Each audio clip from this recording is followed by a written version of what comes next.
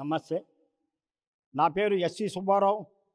అసంఘటిత కార్మిక ఉద్యోగ కాంగ్రెస్ రాష్ట్ర ప్రధాన కార్యదర్శిని మరియు మీడియాకి సంబంధించిన వ్యక్తిని. ఈరోజు యావత్ ప్రపంచం, యావత్ భారతదేశం వణికిపోయే పరిస్థితి తెచ్చిపెట్టారండి గత ప్రభుత్వం. కలియుగ దైవం అనేక దేశాల్లో కూడా గుడులు కట్టించి పవిత్రంగా చూసుకుంటున్న వెంకటేశ్వర స్వామి లడ్డు విషయంలో ఎంత గౌరవం చేశారో, హిందువులను ఎంత వెన్నుపోటు పొడిచింది గత ప్రభుత్వం. అయ్యా, లడ్డులో వాళ్ళు కలిపే నెయ్యి ఒక ఆయన చెప్పాడు 306 రూపాయలకి కిలో తీసుకున్నామన్నారు. ఏమండి, ఈరోజు స్వచ్ఛమైన నెయ్యి కావాలంటే 1000 రూపాయల పైన ఉంది. 1000 రూపాయల పైన ఇచ్చే ఆ యొక్క నెయ్యిని 306 రూపాయలకి ఇచ్చారంటే మీకు మామూలు ఇచ్చారా, లేకపోతే కల్తీతో ఇచ్చారా, టెండర్లు పాడిన తర్వాత వారి దగ్గర లంచాలతో ఇచ్చారా, లేకపోతే మీకు దానివల్ల ఎంత ఆదాయం లేకపోతే ఆ యొక్క నెయ్యిని కొని పవిత్రంగా చూసే హిందువులు, ముస్లిమ్స్, ఎందువల్ల ముస్లిమ్స్ అంటున్నానంటే ఆనాడు వెంకటేశ్వర స్వామి బీబీ నాంచారమ్మ గారిని పెళ్లి చేసుకున్నారని చెప్పి ఆమె అడిగిందంట, అంతా మీ వాళ్ళు వస్తున్నారా, మా వాళ్ళు ఎవరు వస్తున్నారా అంటే, ఓ పిచ్చిదానా, మొత్తం నా వాళ్ళు కాదు, వచ్చేవాళ్ళు నా వాళ్ళు అయితే పోయేవాళ్ళు నీ వాళ్ళు, చూడు అందరూ టోపీలు పెట్టుకొని పోతున్నారు అని ఆ రోజు చెప్పాడంట. అటువంటి పవిత్రమైన తిరుమల దేవస్థానంలో స్వార్థంతో వాళ్ళు ఏదో సాధించాలని, ఈ యొక్క మతాన్ని కూలదయ్యాలని, వెంకటేశ్వరం అపరితం చేయాలని, వెంకటేశ్వరం మీద ఈ లేనిపోని సృష్టించాలని గత ప్రభుత్వం లడ్డులో కల్తీలు కలిపి అందరికీ ఇచ్చారు. అయ్యా, ఈరోజు ఒకసారి చెప్తున్నానండి, పవిత్రమైన లడ్డులో మోసం చేస్తే మీరు పాపాన పోతారు. దీనివల్ల ఎందరో హిందువులు, ఎందరో ముస్లిమ్స్ కూడా బాధపడుతున్నారు. అసలు ఈ ప్రభుత్వాలు మతతత్వాలు రెచ్చగొడతానిక, ఈ ప్రభుత్వాల వల్ల హిందువులు మిగిలిన కులస్తులు కొట్టుకోవడానికి చేస్తున్నారా? దేనికోసం పవిత్రమైన లడ్డులో యొక్క పనికి రాని నెయ్యిని కలిపి కలుషితం చేశారు. మీకు మన ఆత్మ విమర్శ చేసుకోలేరా? మీ ఆత్మ ఏ విధంగా ఇచ్చింది? మా నాన్నగారు ఆనాడు ఆయన బతికున్నప్పుడు నక్షాపేటలో అంతయ్య గారు అనేవాళ్ళు, ఆయన కన్వర్టెడ్ అయిన అతని దగ్గర పని చేశాం. మాకు కూడా క్రైస్తవులంటే అభిమానం, హిందువులంటే అభిమానం. ఈరోజు కూడా మేము హిందువుల్ని పూజిస్తాం, క్రైస్తవుల్ని పూజిస్తాం, మరియు దర్గాలకు పోతాము. ఇటువంటి వాళ్ళు మమ్మల్ని, మా యొక్క హృదయాలను ఎంత క్షోభ పెట్టారు. ఇది మీకు ధర్మమా? కేవలం మీ యొక్క ప్రభుత్వాన్ని నడుపుకోవటానికి, లంచాలు తీసుకోవటానికి, అక్కడి నుంచి రాబడిని సంపాదించుకోవడం చేశారు. నిన్న వచ్చిన ఒక వీడియో చూపిస్తానండి కావాలంటే. ఆ వీడియోలో కరుణాకర్ రెడ్డి గారు తన కూతురి నిశ్చితార్థానికి మన పాస్టర్ని పిలిపించాడు. ఆయన పోయి ప్రమాణం చేశాడంటే నమ్ముతారా? ఈ ప్రజలను అమాయకుల ప్రజలు అంటే మీరు చెప్పిన ప్రతి మాట అయినే గొర్రెలా? ఏమనుకుంటున్నారు మీరు? ధర్మం చెప్పండి. మీరు అనుకుంటున్నారు కావాలా దేవుడి తోడికి వచ్చినప్పుడు మీరు పతనం అయిపోతారు. అందులో నేను చెప్తున్నాను వినండి. మీ ఎన్నికలకు ముందు జగన్ గారు కార్మికులకు ద్రోహం చేశారు. మీరు కార్మికులను అన్యాయం చేశారు కాబట్టి మీకు 175కి 175 వస్తానంటే మీకు కేవలం 5 వస్తాయన్నాను. మీరు ఓడిపోతానన్నారు కాబట్టి మా కడుపు మంట బాధతో ఈరోజు చెప్తాను, మీకు పతనం అయ్యే రోజుల దగ్గరకు వచ్చినాయి, మీరు పతనం అయిపోతారు.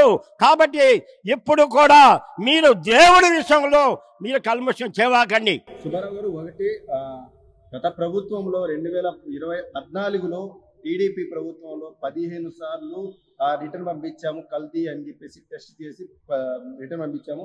వైఎస్ఆర్ ప్రభుత్వంలో 18 సార్లు రిటర్న్ పంపించాము. ఇది చెప్తున్నారు.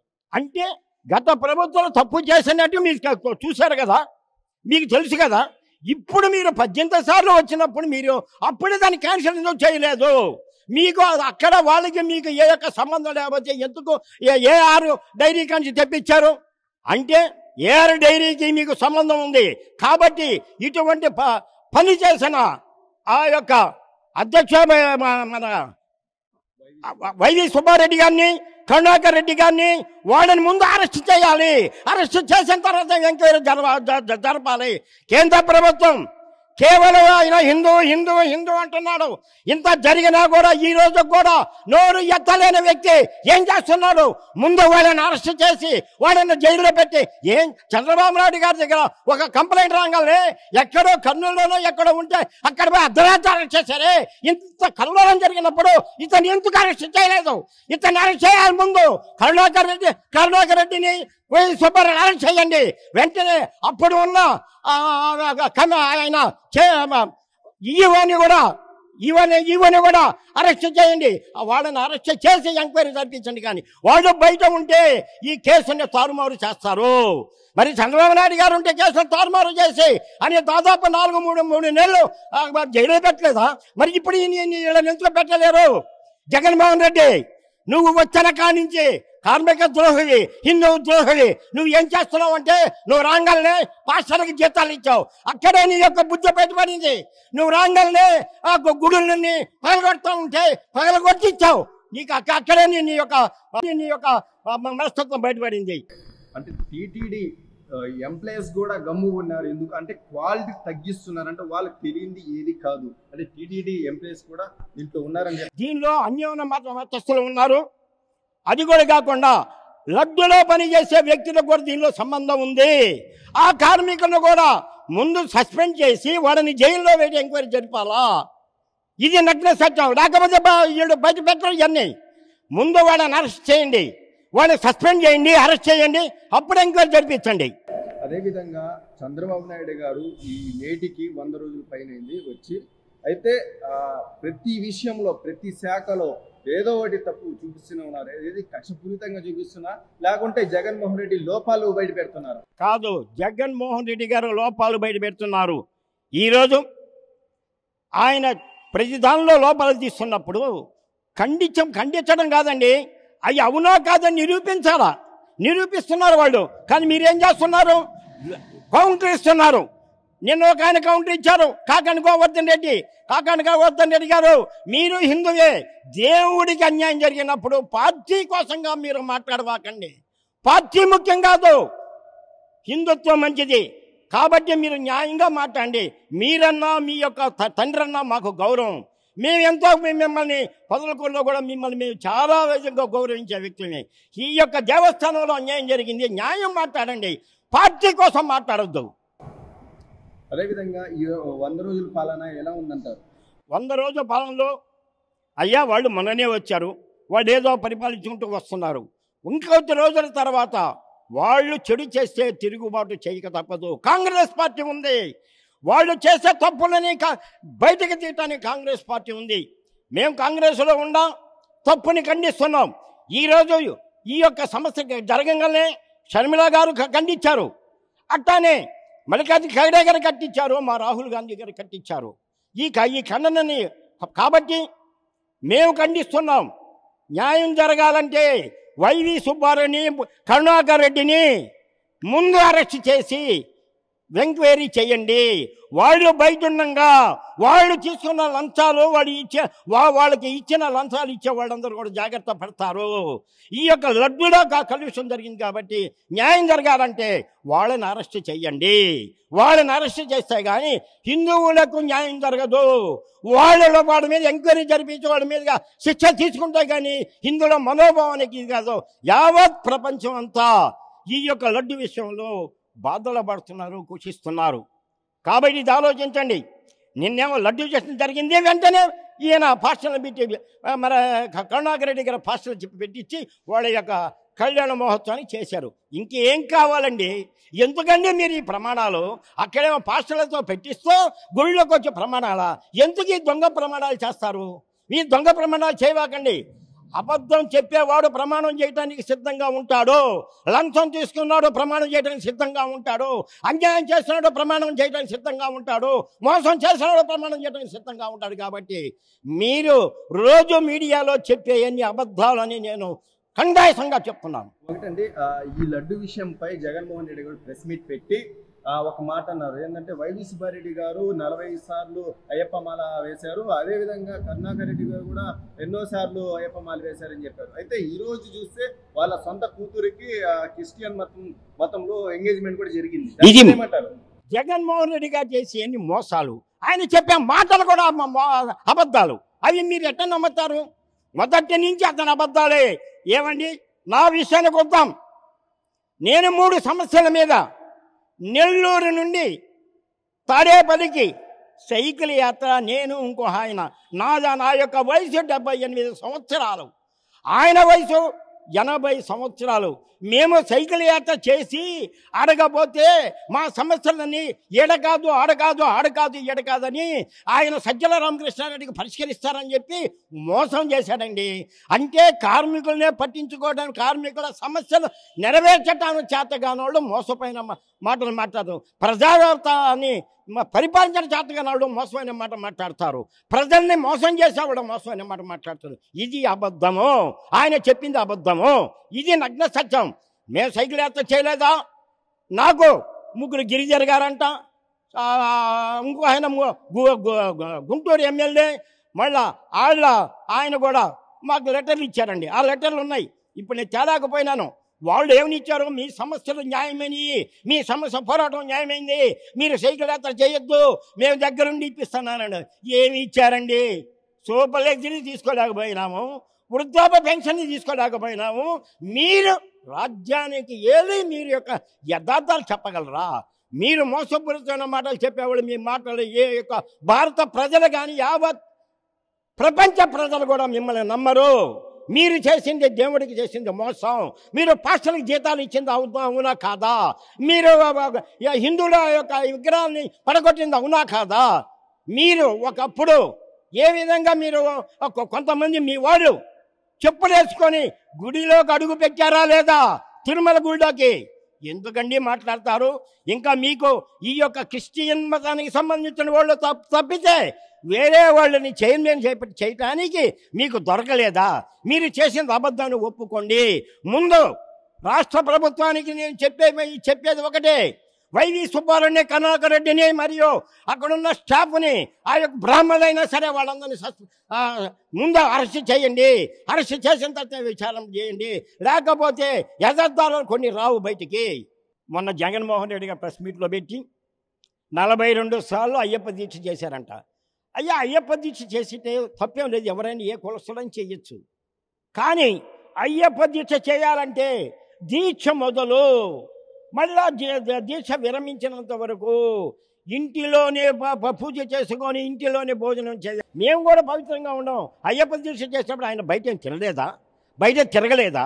బయట ఎటువంటి రాజకీయంగా అబద్ధాలు చెప్పలేదా? ఎందుకంటే అయ్యప్ప దీక్షను అయ్యప్పని ఎందుకంటే మళ్ళీ దీనిలోకి లాగుతారు? వెంకటేశ్వరుని ఎట్టా లాగారు, వెంకటేశ్వరుని ఎట్టా గబ్బు పట్టించారనుకోండి. ఇప్పుడు అయ్యప్ప స్వామి కూడా మీకు కనిపించారా?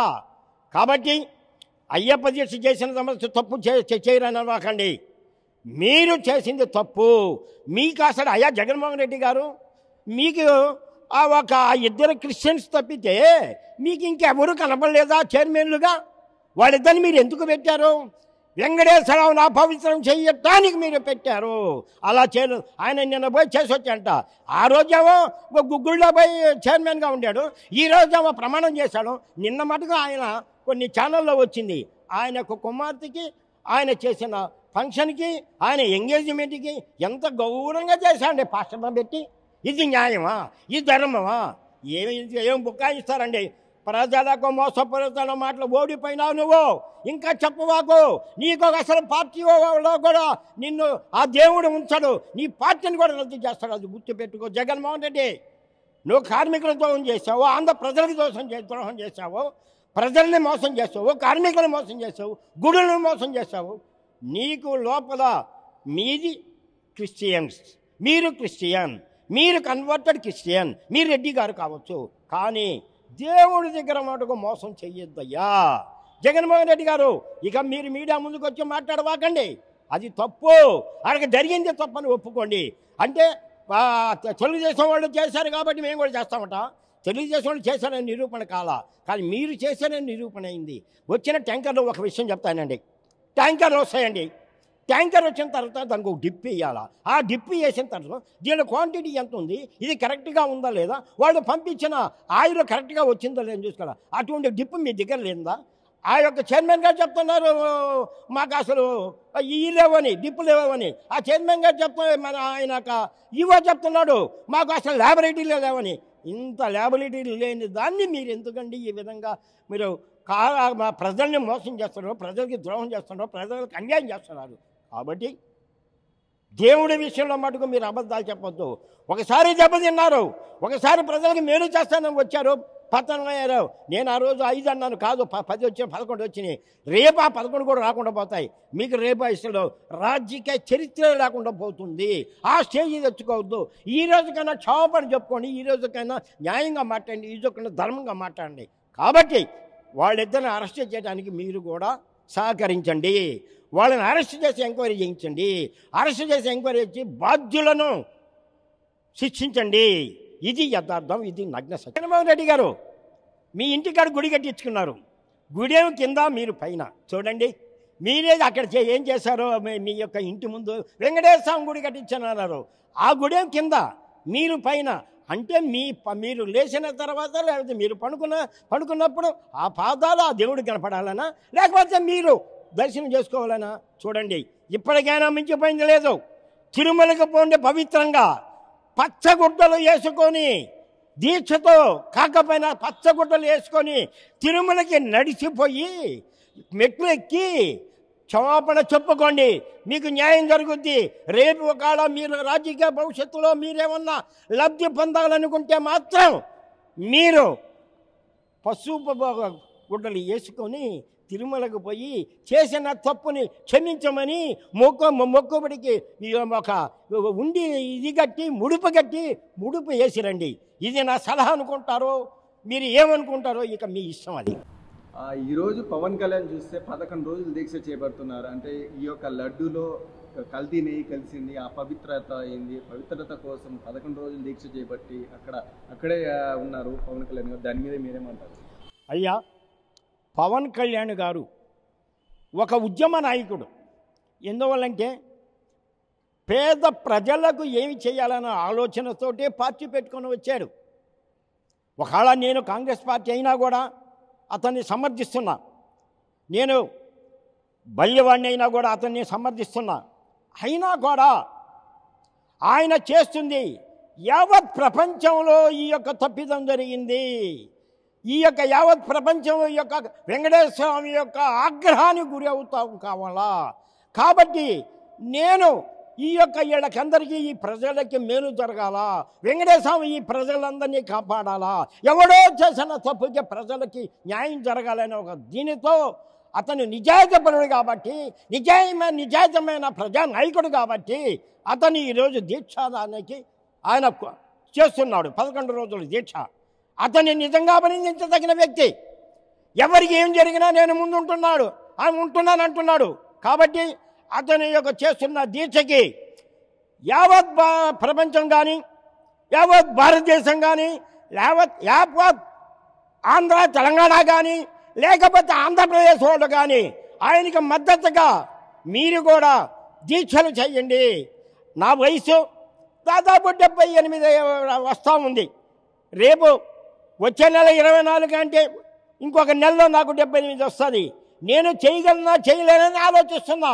నాకే కానీ దేవుడు సహకరిస్తే నేను కూడా ఆయనకు మద్దతుగా దీక్ష చేస్తాను. కాబట్టి ప్రతి వ్యక్తి, ప్రతి వాళ్ళు